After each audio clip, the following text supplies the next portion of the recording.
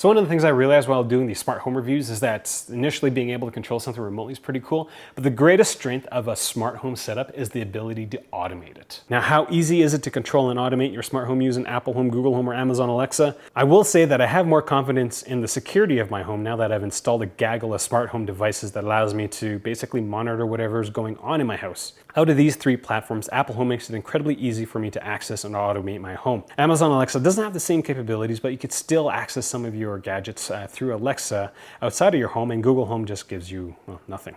When it comes to Amazon and Google are like storing your cutlery without any dividers in your kitchen. Apple Home has it all laid out for you in a relatively organized manner. This is the second of 4 parts of my ultimate smart home comparison between Apple Home, Google Home, and Amazon Alexa. Check the description section below to see what the other 3 parts are. I've also lumped all parts into one gigantic longer video, so if you'd rather watch everything from the start to the end. I also do talk about the fundamental problem that I've come across with these smart home devices in that longer video as well. At Smart Home Reviews, Monty and I, this little schnoodle, we base everything we do on actual usage. And so with these smart home devices, we've spent thousands of dollars buying a gaggle of smart home devices.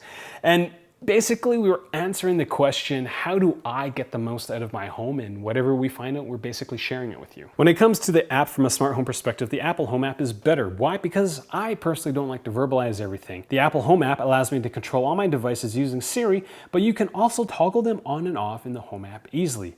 You can't do that with the Amazon Alexa app or the Google Home app. I can't emphasize what a big deal this is to me because I can basically get a snapshot of what's going on in my home at once. It's basically a shortcut bar for my entire house. This may not be a big deal if you're only running 1 or 2 devices in your home, but when you've got a dozen connected devices, it's nice to see everything at once. The icing on top of the smart home app cake is the fact that HomeKit compatible devices will show up in other third-party HomeKit apps. For example, my Elgato Eve app can access every HomeKit device, which is great since I really like the setup of the Eve app.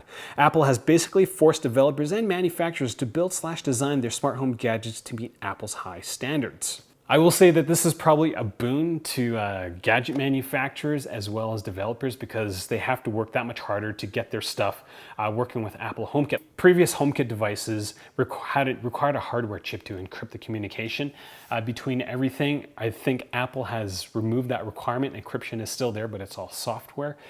So we will see more HomeKit devices. With Amazon Alexa and Google Home, you have to use the manufacturer's own app to toggle the device. Now, this might not be an issue if all you bought are Belkin products, but if you're running a plethora of devices from different manufacturers, well, you're going to have to download more apps, and well, finding the right app generally gets kind of annoying. Now, I believe there are third-party apps that will solve this problem, but they all don't look well coded, and I'm very hesitant to commit to these apps. Now on to automations, which again, as I said earlier, is probably the greatest strength of the smart home platforms.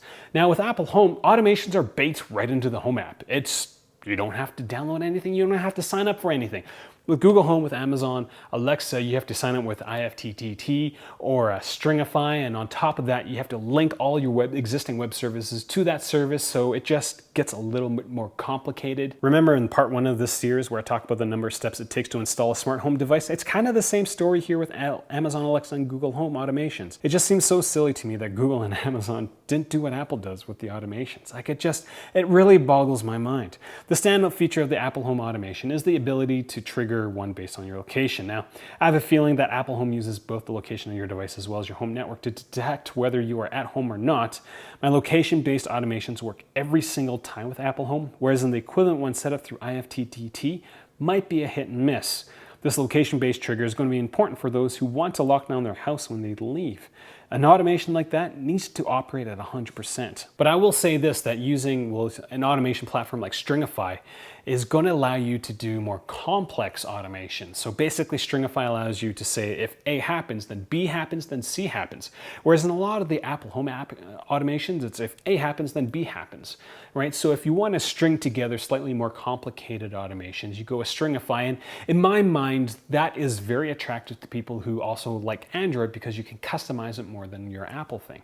For the majority of us, for me anyways, I'm perfectly happy with whatever automations Apple Home has. I don't really care much for taking it beyond that. I will say that Apple needs to improve the automations in their Home app, as there are several things that annoy me about them. Basically, my annoyance revolves around the inability to trigger on data from smart home sensors. For example, I am unable to turn on a fan or a heater in one specific room based on the temperature on a HomeKit device, like this Eve room. Another thing that really bothers me is that the moment that you've got 5 or 6, you can't name the automations. They're all named after what the automation does. And so you've got automations that run every single day, and it just kind of gets lost. Like it just seems silly that I can't organize my list of automations. So part 3 in this entire comparison deals with data security as well as privacy. So the link for that video is going to be popping up pretty soon here through a card. Again, if this video was useful to you, give it a thumbs up. And if you're thinking about getting some smart home gadgets, go through my links because again, it helps me to do future videos for Smart Home Reviews A. Thanks for watching.